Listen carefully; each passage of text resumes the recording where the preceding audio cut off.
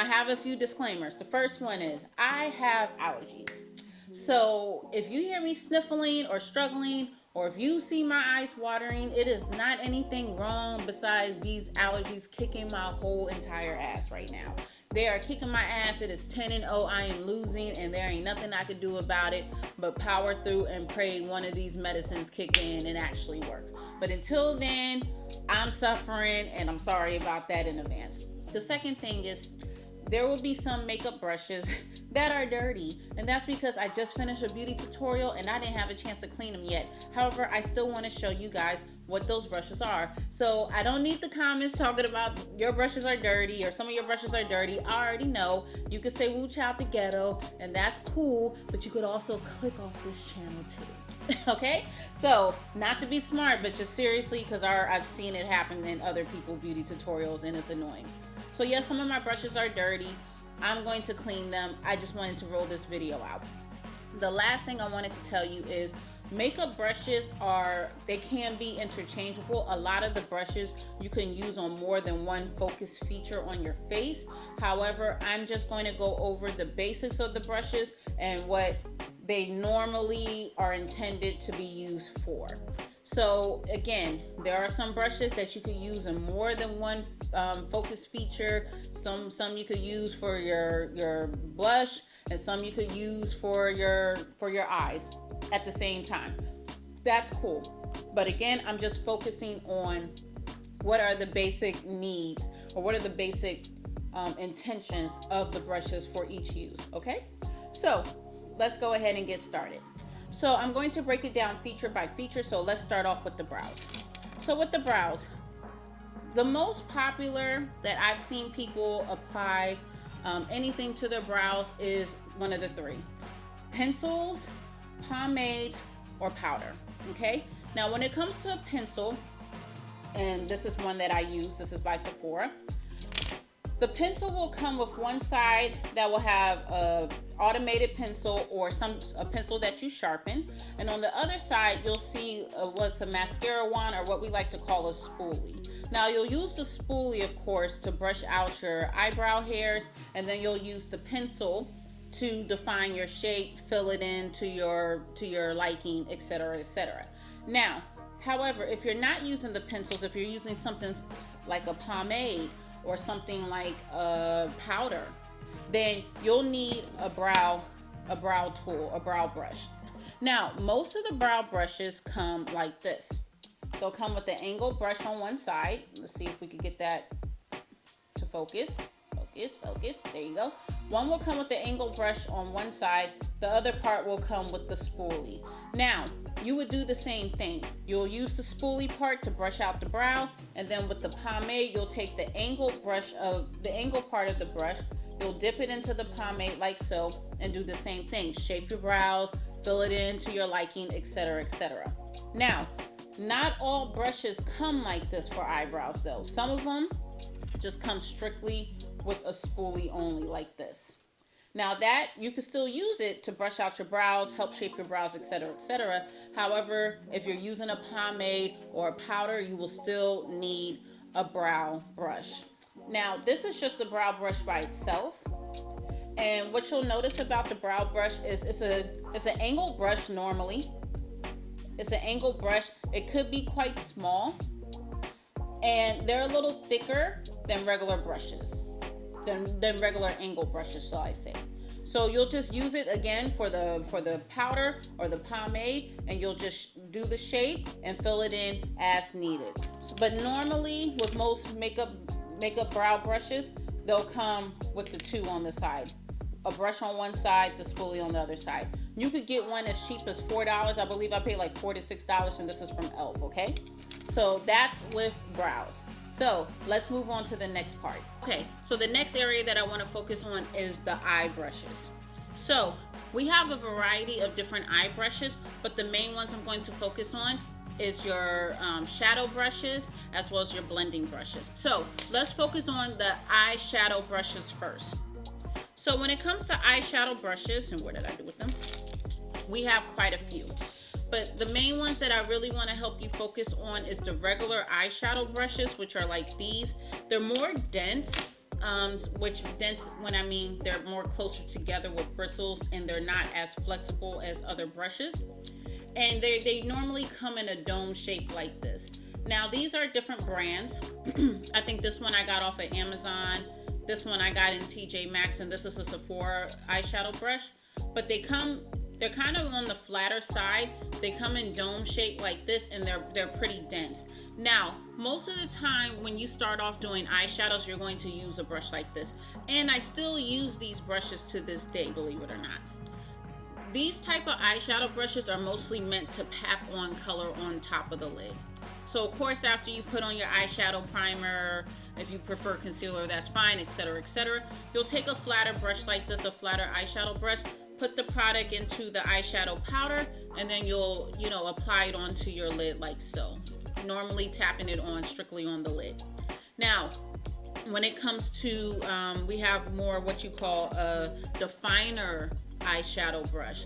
Now those are the more fluffier brushes. They're in the same dome shape like the first brush that I showed you. However, the difference is, and this one's a thicker one, and you could use this for multi-use of things. However, the difference is it adds a softer look. A brush like this, you could definitely pack color onto the lid. A brush like this, you could pack color onto the lid, but it just gives a softer blend, if that makes sense. And I'll break it down because I'll do videos focused on these things. So these are all considered eyeshadow brushes. It's just these are the regular eyeshadow brushes, and this is a more defined eyeshadow brush because they're softer.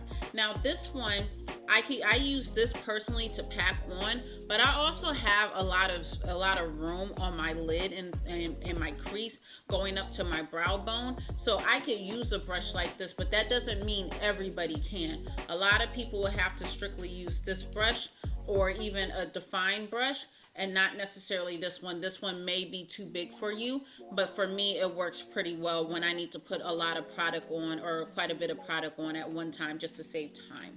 Okay, so those are our basic eyeshadow brushes. Now we have blending eyeshadow brushes. Now the blending eyeshadow brushes, and this is when you'll start to see a few dirty brushes, they come fluffy like this. So as you can see, it kind of, now this one's more of a tapered, but it's still a blending brush. But you'll see that they kind of have more of a fluffier dome, so it expands out instead of being like defined and closed in together. They're more on the fluffy side, and that's for a good reason, because you use those type of brushes for blending. So when I say blending, most of the time you might hear this as a blending brush or a crease brush or even both. You'll take a brush like this. Now this is my tried and true, because you can see how tore up this look. Don't be talking about my brushes. And I would apply this into the crease.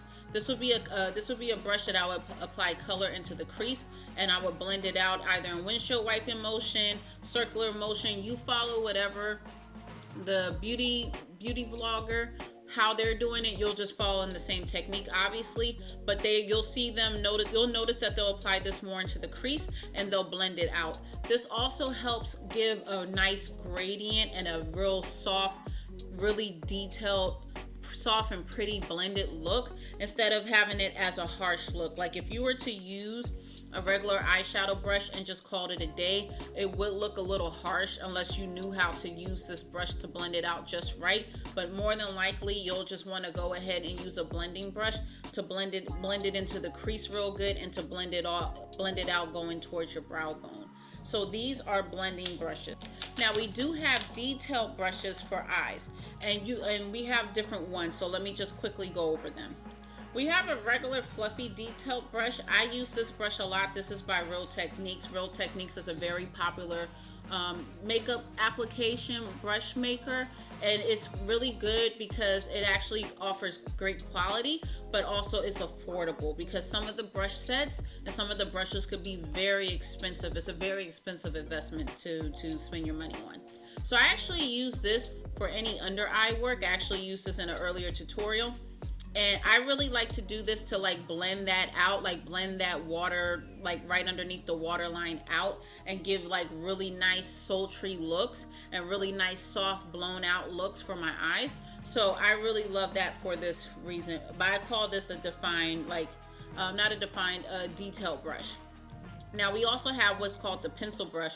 The pencil brush could be used for more than just for your eyes. This is one of those brushes that's interchangeable. However, like this goes really well for if you want to do anything dealing with your inner tear duct. Some people use it for cut creases, etc., etc. When you really need to get in there and be precise, because you see how it's tapered. You see how it's tapered? It kind of goes up like that, like a pencil. That's why they call it a pencil brush. This really comes into play, and this could be very handy for you.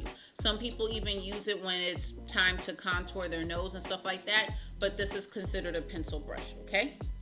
Then we have a smudge brush. The smudge brush is very, very dense. Let me see if I can get it to, exactly. Very, very dense.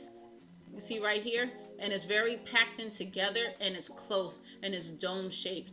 This is also good to help smudge out looks, especially if you're trying to, if you want to transition like a pencil application and like smudge it out to create a smoky eye or a sultry look. This brush is really good for that. So this is considered a smudge brush.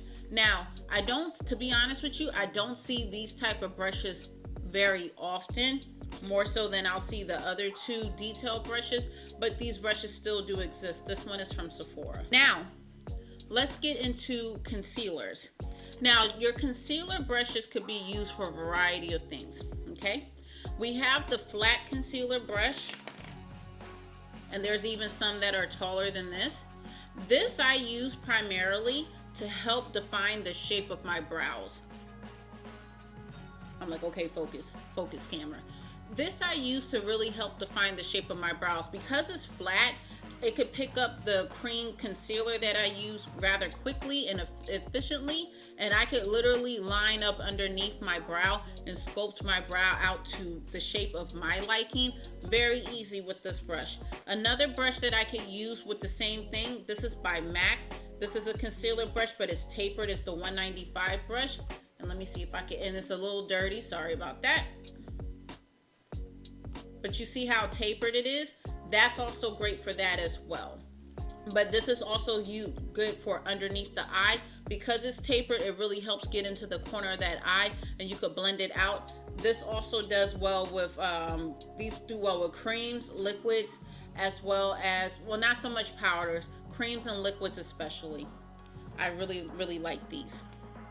Now, we also have a flat concealer brush like this. This goes like underneath the eye. You can use it to sculpt, but it would be much harder because it's a thicker brush. I would use this strictly for underneath the eye. Some people even use this for an eyeshadow brush. I consider this more of a concealer brush just because of the way it's shaped. Lastly, also too, when it comes to cutting the crease, this brush, like a tapered brush like this, or even this right here, because of how it picks up the product and you could really get it to like focus, you could and sculpt it out to the shape that you want. These are really good brushes for cut creases. And as long as they're thin, like this one again is not as thin, but I could easily spread it out like this with the product and still get that sculpting that I want. So these are really good for cut creases as well, okay? Now, this is also a concealer brush. It's a fluffy concealer brush though. This is also by Real Techniques. I use this strictly underneath the eye. It's not tapered, but it really helps adapt to the shape that you need it to go into. And I use this, I love this brush when it comes to concealing underneath the eye. I literally apply like cream, liquid, anything of that nature, and then I literally just press it up underneath, get all the way up underneath my eye, and because it's so fluffy and soft, it doesn't irritate my eye at all. So this is a really great concealer brush, and you can find this at Real Technique. Next, let's move into eyeliner. Now, eyeliner, you could use a bunch of different things. You can use a pencil, an eyeliner pencil. You could use a eyeliner pen, which I use. I tend to use the NYX Cosmetics eyeliner pen. It looks like this, and it normally comes shaped like that. Kat Von D also has a very popular brand, their ink liner. Or you could use what we call gel liner. Gel liner comes very similar to a pomade like this. It looks similar to a pomade, but it's not a pomade. It normally comes in a glass jar like this. And you have to make sure when you're not using it that you keep that keep that top very sealed, because if not, you could dry it out, and then once you dry it out, you can't use it anymore. But you'll use a gel liner that will come in a jar like this, and then what you'll have to do is you'll have to get an eyeliner brush. So we have different kinds. We have an angled eyeliner brush like this, where you'll have to swirl it into the gel liner, really get it nice and precise like the tip of the pencil brush, and then you can line your eyes like this. Do the same thing with this. It's just a straight eyeliner brush, and same thing, you'll swirl it around, make sure the product is oversaturates the brush, and then get it to point, and then line that eye out. Or we have angled wing liner brushes. Now the wing liner brushes look very similar to the brow brushes. The difference is the wing liner brushes, as you can see, are extremely thin. They're not thick at all, and they tend to be on the small side. And you also notice the angle is way steeper. And the reason why is because they want it to where when you do that wing, it like literally could fit around that eye and around that curve and get that like nice cut of the line that you need. So these are wing liner brushes. These are regular eyeliner brushes, and this is mostly meant for gel eyeliner. Okay. The lip brushes are very easy. They could come just boxy like this, like the red one, that's the one by Sephora, or they could come dome shaped like this with a slight taper, but they're pretty small. They're pretty much on the small side. You're not gonna find them angled. If it's angled, more than likely it's either an eyeliner brush or a brow brush. They're most of the time for lip brushes, they're quite flat, or they'll come in a slight dome shape, and they're quite thin. Like I turned it to the side, you can see how thin it is. Now these are great for applying lipstick. You could apply lip gloss, you could apply it from palettes. They're really, really good for that.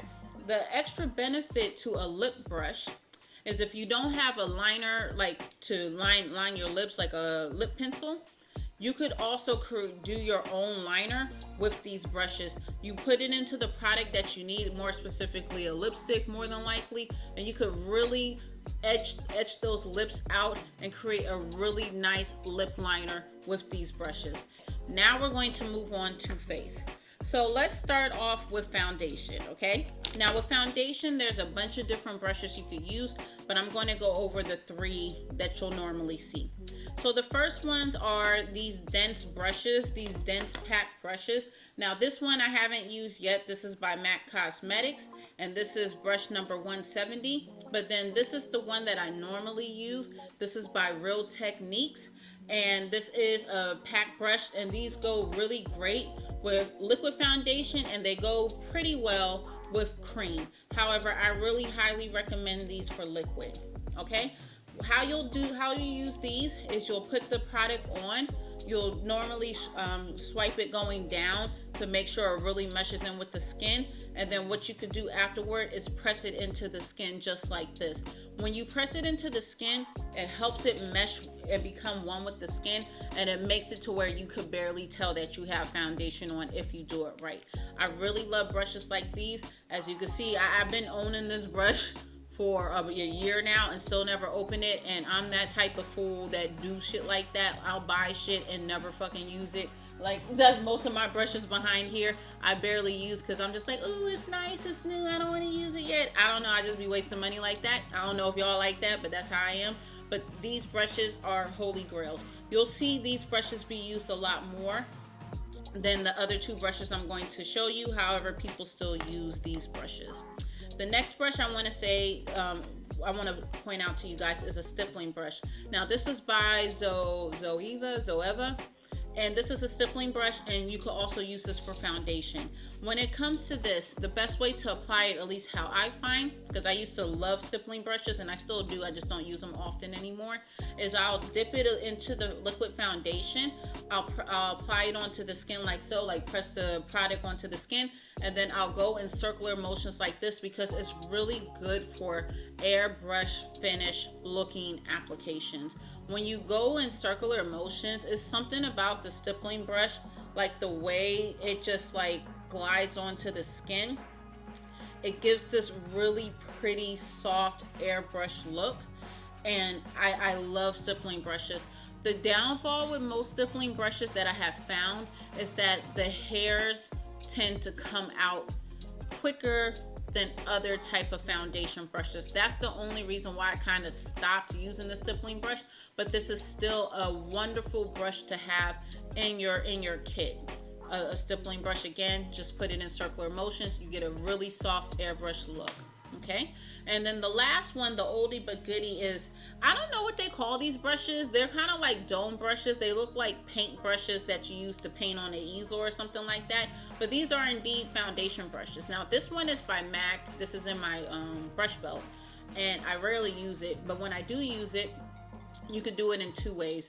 So you could take the liquid or cream foundation, you could put it onto your skin, swipe it down like the first brush, and then you could use any side of the flat head and then like press it into the skin like so for that finish. Another way you could use it, which I have been taught when I was doing my training, my basic training at MAC, however I never used this technique yet still, is you could actually apply the foundation, like get the liquid or even cream, and you could kind of like feather it like this against the skin, and it actually produces a very pretty finish. I haven't personally used that technique, but I've seen it done and it's really, really nice. Okay, let's move on to the powder brushes. Okay, so first I'm going to start off with the regular powder.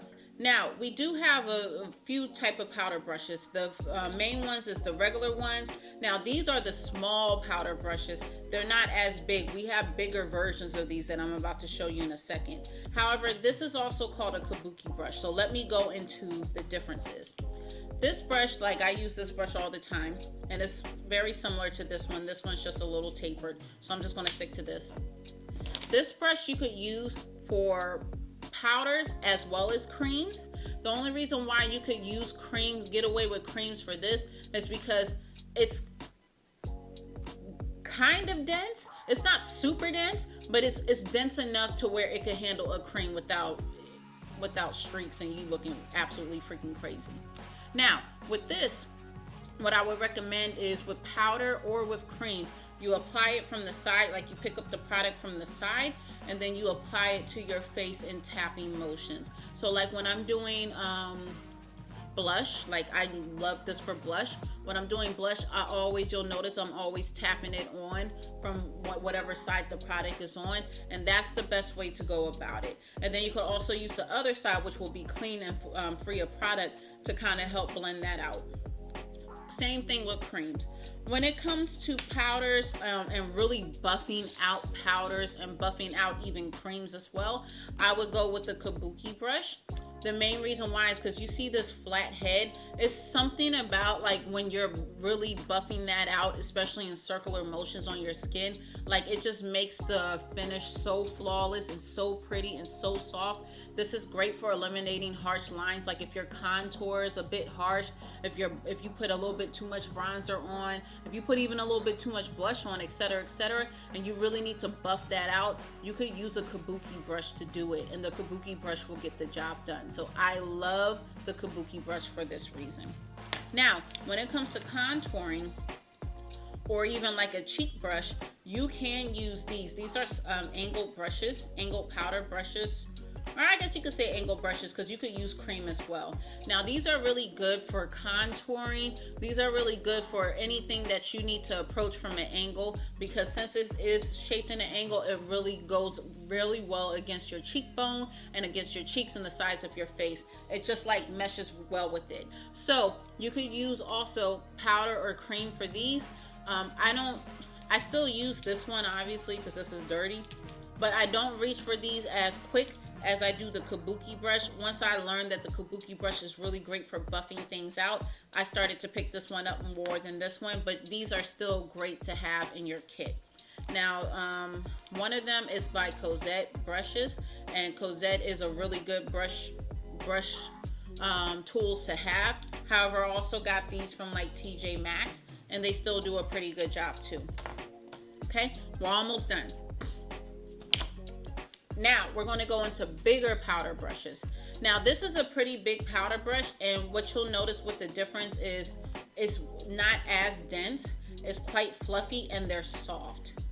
And these are really great for like brushing off excess powder, applying extra powder, but you want to do it in like a motion like this, where you're just like fluffing it onto your skin, or like feathering it on. That's a better way to say it. Feathering it onto your skin. And these are really great for that. Now, this is a tapered powder brush, and it's a jumbo tapered powder brush. Now, still pretty soft, so it's not as dense like the smaller powder brushes are. But you see this tapered part? This is great for like underneath the eye, especially when it comes to baking and things like that. And especially when you have to brush off that excess powder from the baking. These are great. Because it is tapered, it gets into those corners really well. And this is just a really great overall brush to have. This is by Bdellium Tools. The last thing is you have a jumbo kabuki blending brush. Again, remember how I said I buff out my contours, my blushes, etc., with my kabuki brush? This is just a bigger version of it.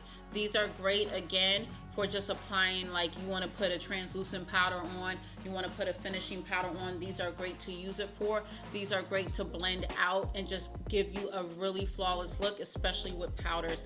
Now, we do have one more brush that I wanted to show you, and this is also considered a powder brush, but this is a pretty big brush. This is by Real Techniques. So this is a really big powder brush, and you'll use it for the same thing as these, okay? So that's it for the tutorial. I know it was quite long.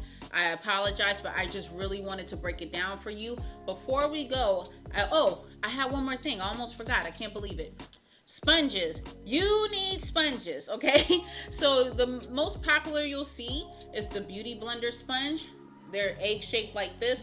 What's great about them is that they have the tapered part at the top, which are really good for getting into the corners of the eyes, etc., etc.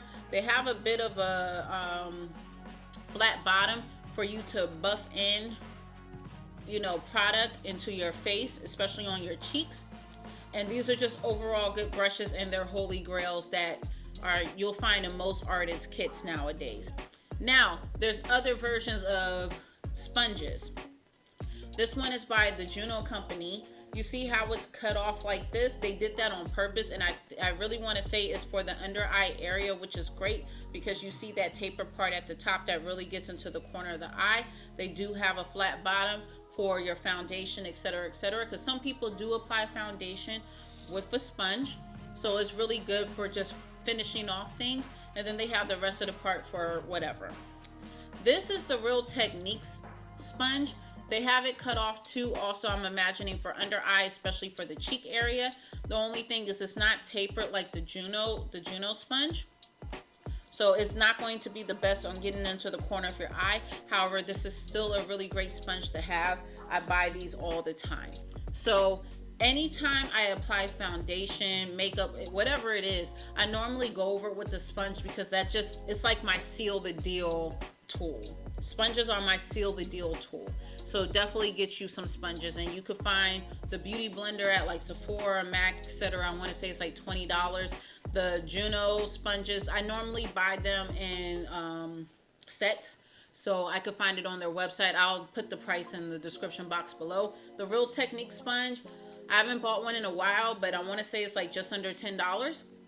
And they're really good sponges to have. I find those mostly at like Target and stuff like that. Highlight brushes, very quickly, these are highlight brushes. We have the fluffy highlight brush, which is really great for just packing on a quick color on the sides of your cheek and down your nose and Cupid's bow. We also have a more detailed highlight brush. I've seen this used at the makeup show a few years ago. I still haven't mastered that technique, but you could do the same thing. It's just more precise, okay? So, kabuki brush I use. I still sometimes use my angle brush. This is the highlight brush of my choice. For foundation, I use the Real Technique Expert Face Brush. For concealer, I'll use my fluffy concealer brush, also by Real Techniques. For eyeshadows, again, I have more space on my eye, so I'll use this to help pack on color. I'll use my blending brush. I got this from Amazon, I believe. And I just use that to help blend out things. And this is my detail brush for underneath my eyes. And then I'm almost done. I use my e.l.f. brow pencil I use my e.l.f. brow brush to help do my brows, because I mostly use pencil, and for liner I normally do the liner pen. So these, and then of course I use my sponges. All those sponges you see, that I do use them. And I feel like that for the most part. Oh, I'm forgetting one more thing. I use my flat conceal brush to help define underneath my brows. Okay, so these handful of brushes are the main ones that I use when I do looks, especially depending on what look I do. I might use less or more, it depends. And that's pretty much it. So I really hope that you guys enjoyed the tutorial. I know that it was quite long, and I apologize about that. I just wanted to really get into the detail so that you understand what the brushes are normally used for. Again, you can interchange them and use them for different things.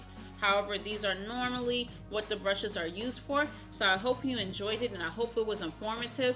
Please let me know if this helped you. Please drop a comment in the comment section below. If you still have any questions, comments, concerns, whatever, please go ahead and put it in the comment section below. I read all comments, and I will help you out and respond as soon as I can. If there's anything else that I forgot or that you want me to feature or talk about, let me know, and I'll make sure that I'll put it in one of my future videos, or at least get back to you about it personally. Go ahead and subscribe to this channel, share this video if you care, and please go ahead and follow me on social media. You can reach me at Lover of Shades, both on Instagram and Facebook. I do have a blog, loverofshades.com. It's currently being revamped, so I'll let you know when that's back up. And until then, please stay safe. Stay safe during this COVID, and I hope you and your family and your loved ones are all doing well and stay healthy. And until next time, God bless, take care, and I'll see you guys later. Bye.